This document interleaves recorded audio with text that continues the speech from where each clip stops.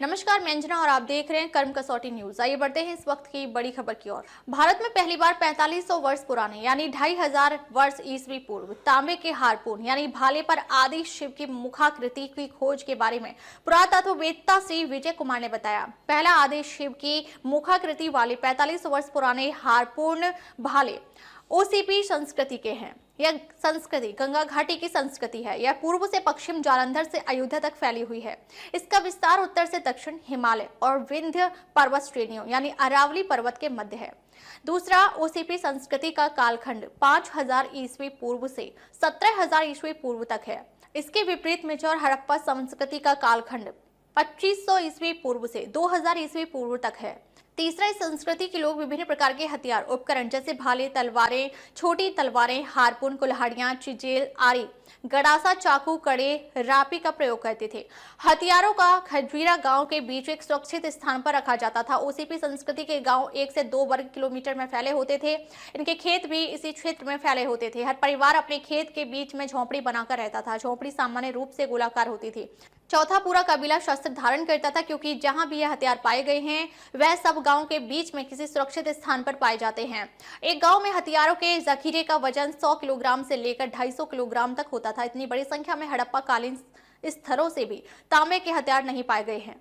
पांचवा, इनकी तांबे की ढलाई की तकनीक बहुत उन्नत है। इसे वह उत्तराखंड और राजस्थान के तांबे की खानों से प्राप्त करते थे।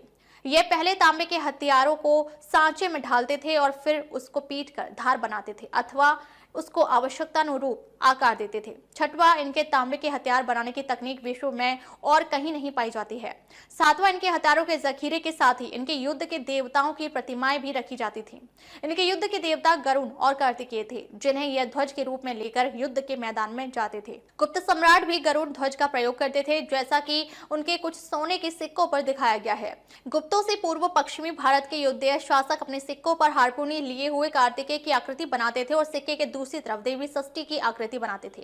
सभी कबीले के सारे लोग शस्त्र धारण करते थे, क्योंकि जहाँ जहाँ इस तरह के हथियार मिले हैं वो करीब 250 किलो, 150 किलो, 200 किलो मिलते हैं। ऐसा लगता था कि तीर धनुष तो सभी लोग रखते रहे होंगे, लेकिन जो विशिष्ट हथियार हैं ये उस समय का AK-47 है, जो जिसके पास भी ये होता होगा उससे कोई लड़ने नहीं आता होगा, क्योंकि अगर ये किसी को धोखे से अगर छू भी जाए ये तो उसका जो है उसकी मृत्यु सुनिश्चित है। तो सकते हैं और कैसे निरंतरता है भारतीय संस्कृति में, कैसे जो है उस समय कबीलाई संस्कृति थी जब सारा कबीला एक होता था, पूरा सशस्त्र होता था और संस्थान के हैं और वहीं पे इसको डिस्प्ले किया जाएगा म्यूजियम के रूप में। इसका जो अभी जो आज की जो प्रेस कॉन्फ्रेंस थी उसको दिखाने का ये उद्देश्य था कि ये इसका हथियार किस लिए प्रयोग किए जाते थे, उनके क्या देवी देवताओं थे और उन देवी देवताओं के आज के धार्मिक जो परिवेश है उससे हम कैसे कनेक्ट कर सकते हैं। तो ये इसका प्रमाण है कि हम लोग जो प्राचीन धर्म था वो आज के धर्म से मिलता जुलता था, उसी का विकसित रूप अब जो है आजकल हम देख रहे हैं।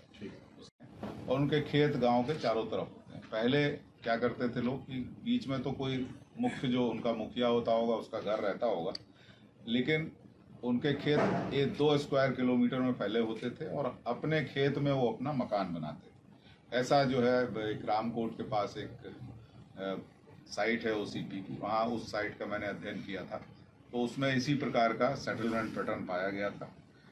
सबसे प्रमुख बात जो है कि उस समय की जो झोपड़ियाँ, वो झोपड़ी बनाते थे कच्चे वेटल एंड डॉब का, मतलब बांस के दीवारें बना के उस पे कीचड़ लगा के या जो वेटल एंड डॉब से बनाते थे सारी अपनी झोपड़ियाँ, और अपने खेत के बीच में ही बनाते थे। खेत की जो फसल होती रही होगी तो उसकी सुरक्षा के दृष्टिकोण से अभी भी आप आदिवासी इलाकों में जाएंगे तो आदिवासी अपना खेत बनाते हैं, उसके बीच में अपनी झोपड़ी बनाते हैं, ताकि खेत की सुरक्षा जो है अपने जानवरों से, जंगली जानवरों से कर सकें। उस समय तो सब जगह जंगल था, तो स्वाभाविक रूप से जंगली जानवर वहाँ पाए जाते थे।